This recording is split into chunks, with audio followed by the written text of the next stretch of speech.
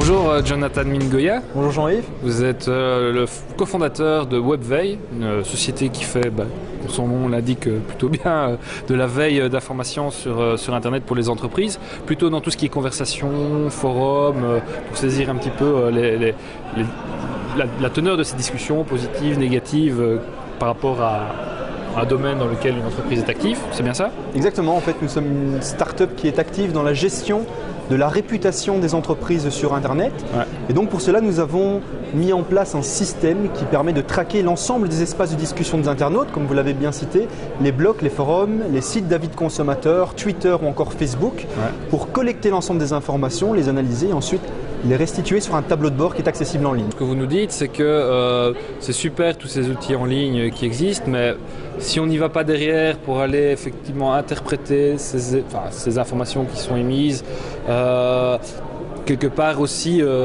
recouper ce qui peut exister ailleurs, cette information elle est sans valeur, quoi. Exactement. Il est indispensable de commencer la mise en place d'un système de gestion de sa réputation avec la mise en place d'une stratégie. Définir un plan de veille. Ce plan de veille va nécessiter une réflexion en amont, en collaboration avec l'entreprise, pour permettre de mettre en place un mécanisme qui tende vers une approche très pertinente. On parle d'e-réputation pour des personnes le plus souvent, on parle de mon CV en ligne, on parle de personal branding pour tout ce qui est lié à une personnalité, et on parle de e-réputation plutôt pour ce qui est lié à l'image de marque d'une marque ou d'une entreprise. Alors l'e-réputation c'est extrêmement important aujourd'hui car la donne a changé. Auparavant, les entreprises communiquaient vers ses consommateurs. Aujourd'hui, les consommateurs, les internautes ne sont plus spectateurs du web mais ils sont devenus acteurs à part entière du réseau. Donc ils s'expriment librement et facilement sur n'importe quel espace de communication. Donc l'entreprise est vulnérable car elle ne maîtrise plus son image sur Internet et c'est les internautes qui ont pris le pouvoir sur l'image de l'entreprise. C'est la démocratisation de l'information sur le net, quoi. C'est exactement ça, mais c'est ce qui expose l'entreprise au risque que n'importe qui peut diffuser n'importe quel message sur sa marque ou sur son dirigeant. C'est ça. Donc on comprend bien comment éviter que l'e-réputation s'abîme pour l'entreprise. Comment est-ce que je la construis?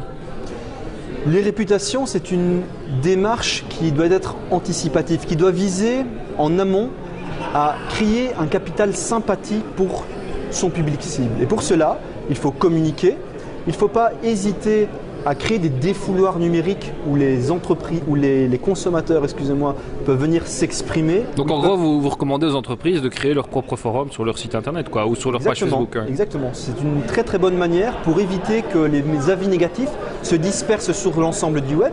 Et aussi c'est aussi une approche humble de venir écouter les consommateurs insatisfaits pour capitaliser ces informations et avancer sur base d'une démarche constructive en co-innovant.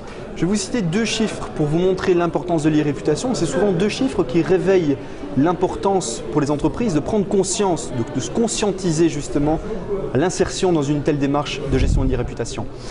70% de la valeur d'une entreprise actuellement est sa réputation. C'est un chiffre qui représente très bien l'importance que la réputation d'une entreprise a par rapport à sa valeur globale.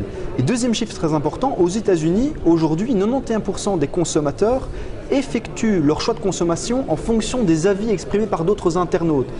Donc avoir une mauvaise réputation ou ne pas gérer sa réputation, c'est laisser le soin à des éventuels détracteurs de parler, de communiquer négativement sur l'image d'entreprise et donc d'avoir un impact très important sur la valorisation financière, mais également sur la performance économique de l'entreprise.